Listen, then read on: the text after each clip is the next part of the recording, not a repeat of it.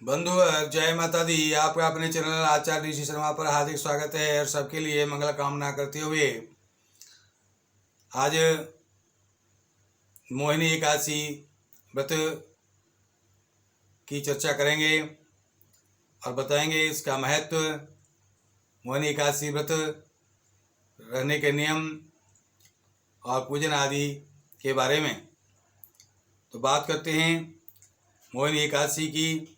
ये एकादशी वैशाख के शुक्ल पक्ष में 11वीं तिथि होती है और ये 1 मई सन 2023 को इस बार प्राप्त हो रही है। और ये एकादशी पूरे दिन और रात्रि के 10:10 तक प्राप्त रहेगी। इसके बाद द्वादशी तिथि प्रारंभ हो जाएगी। एकादशी का व्रत करने के लिए अब आप सभी जानते हैं कि सभी व्रतों में सबसे महत्वपूर्ण व्रत एकादशी का है, पूर्णिमा का है, भगवान की मास शिवरात्रि का है। इस प्रकार से कुछ व्रत ही ऐसे हैं जो एक से एक महान, एक से एक हजारों लाखों यज्ञों के बराबर फल देने वाले ये व्रत हैं।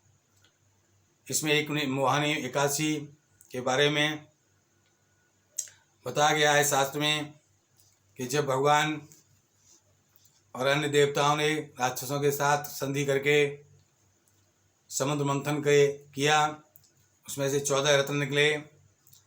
उसमें एक अमृत भी था और अमृत कलश लेकर के जब देवता निकले, उनके अंदर से देव निकले, तो अमृत कलश से जब निकला तो उसको छीना झपटी शुरू हो गई।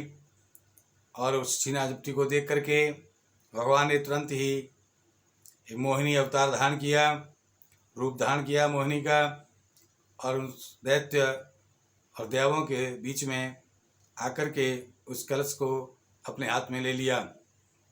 सभी देवता और राक्षस उस रूप को देखकर इस कदर मोहित हो चुके थे, भगवान की माया से मोहित हो चुके थे कि किसी ने उनके कलश लेने पर विरोध नहीं किया। और उन्होंने अपनी मीठी मीठी बातें करके दोनों को संतुष्ट किया और बताया कि इस तरह सीना जपटी करने से इसका सारा अमृत गिर जाएगा और किसी को कुछ भी इसका लाभ प्राप्त नहीं होगा।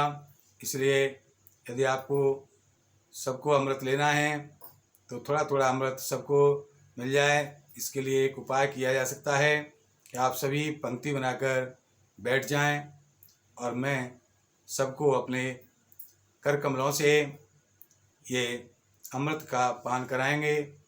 इस प्रकार से भगवान की बात सुनकर सबको अच्छी लगी और देवता और राक्षस दोनों जो है अलग अलग पंक्तियों में दो तरफ बैठ गए। भगवान ने पहले देवताओं की तरफ से ये जो है कलश का अमृत पिलाना शुरू किया है। इस प्रकार से आगे की किताब जानते हैं। तो इस जब भगवान ने ये अवतार धारण किया है, उस दिन भगवान के मोहिनी रूप का अवतार धारण करने का ये वैशाख शुक्ल पक्ष की एकादशी का दिन था। तो इसलिए इसमें भगवान विष्णु की पूजा की जाती है, उनके मोहिनी अवतार की पूजा की जाती है।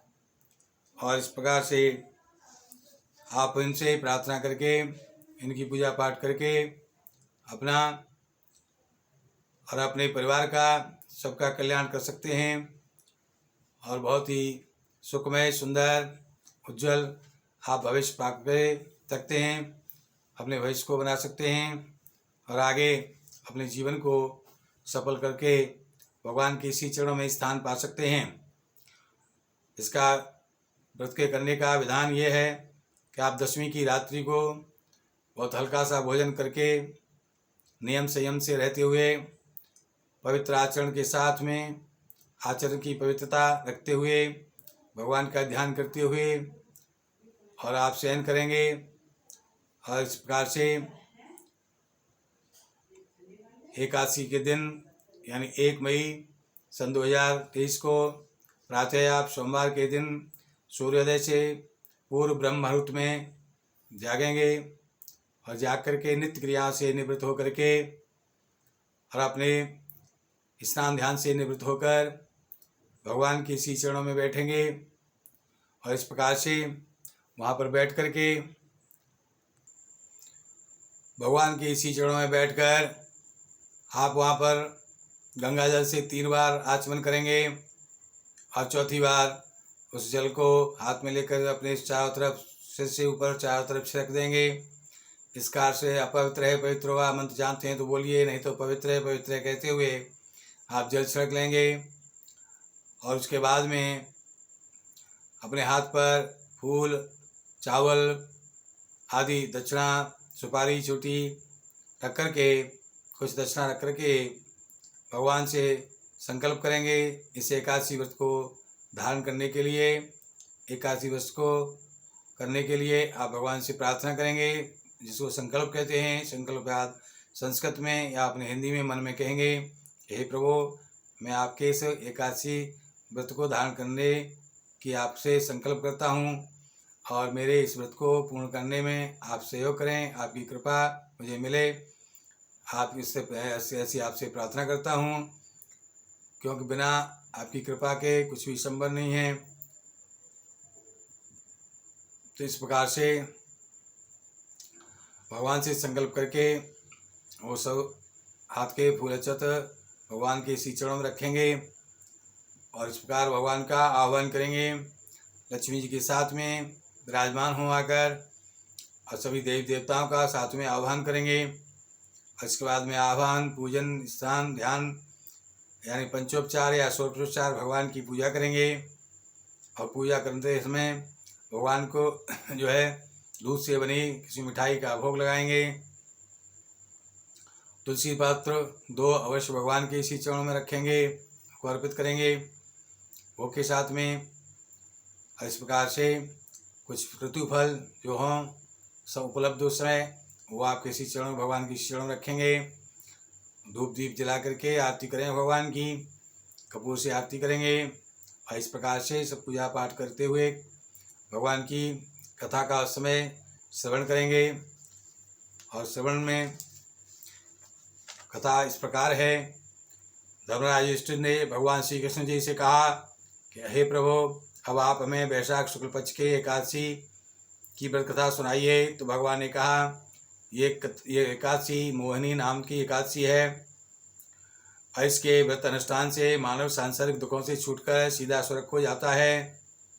इसकी कथा इस प्रकार है। एक समय चंद्र नाम के राजा पुरापति नगरी में रहते थे और उसी नगरी में धनपाल नाम का धर्मात्मा और भगवान का भक्त एक बनिया वैश्य भी वहाँ पर रहता था। उसके 5 बेटे थे। उनमें से सबसे छोटा बेटा बड़ा दुराचारी और पापी होने के कारण वह नित्य माता पिता को और समाज को दुखी करता रहता था। इसलिए उसके दुराचरण के कारण पिता ने उसे घर से निकाल दिया और चोरी आदि बुरे कामों में फंसने के कारण राजा के सामने चोरों के साथ लाया गया। तो राजा ने उसे शारीरिक दंड देकर घनघोर जंगल में छोड़वा दिया। वहाँ पर वह भूख प्यास से व्याकुल होकर के भगवान से प्रार्थना करने लगा और इस प्रकार से प्रार्थना करते हुए भगवान से कहने लगा, हे प्रभु, मैंने बहुत ही बुरा किया, बुरे कर्म किए और मैंने अपने गुरुजनों की अवहेलना की, उनका अनादर किया। इसलिए अब मुझे ये दंड मिला है। अब मैं यहाँ कष्ट में हूँ, मेरा उद्धार करो। मैं अब कोई भी बुरा कृत्य नहीं करूँगा। तो भगवान की सच्चे मन से जब प्रार्थना करने पर भगवत कृपा उसको प्राप्त हुई और उसे कौंडय ऋषि का आश्रम वहाँ पर घूमते हुए दिखाई दिया। तो वहाँ उस आश्रम में वहाँ पर पहुँचा। महात्मा ने आए हुए अतिथि का पूरा सत्कार कर कंदमूल फल खाने को दिए। उसके बाद महात्मा से प्रार्थना की उसने कि मैं अपने किए हुए कर्मों का फल पा रहा हूँ, कृपा कर कोई ऐसा उपाय बतलाइए जिससे मेरे ये दुष्कर्मों का पापों का नाश हो और इन दुखों से मुझे निदान मिले। महामुनि ने कहा कि ये वैशाख शुक्ल पक्ष की एक मोहिनी एकादशी जो आ रही है, इसका आप विधि पूर्वक व्रत कर लें तो आपको सब प्रकार के दुख संताप दूर हो सकते हैं और अंत में आपको स्वर्ग की प्राप्ति होगी। इस प्रकार से उस वैश्य पुत्र ने उनके बताए अनुसार वैशाख शुक्ल पक्ष की एकादशी तिथि पर विधि पूर्वक व्रत किया, जिसके प्रभाव से वो संसार में धन और यश को प्राप्त करके अपने पिता के घर आया और अपने जीवन को यापन करके अच्छे आचरण करके भगवान के स्वर्ग को लोक को प्राप्त हुआ। इस प्रकार से हम सभी को इसी प्रकार से अपने तन मन धन से शुभ आचरण करते हुए व्रत रखना है। व्रत का सबसे महत्वपूर्ण पक्ष यही है कि दशमी की रात्रि से लेकर एकादशी के पूरे दिन, एकादशी की पूरी रात्रि और द्वादशी के भोजन करने और कराने तक के समय तक आपको सात्विक रहना है, अपना आचरण शुद्ध रखना है, मन वाणी और शरीर से पवित्र रहना है और भगवान के ज़्यादा से ज़्यादा ध्यान में रहना है, उनके भजन कीर्तन में रहना है। तभी इस एकादशी के व्रत का महत्व होगा और उसी एकादशी का फल भी प्राप्त होगा।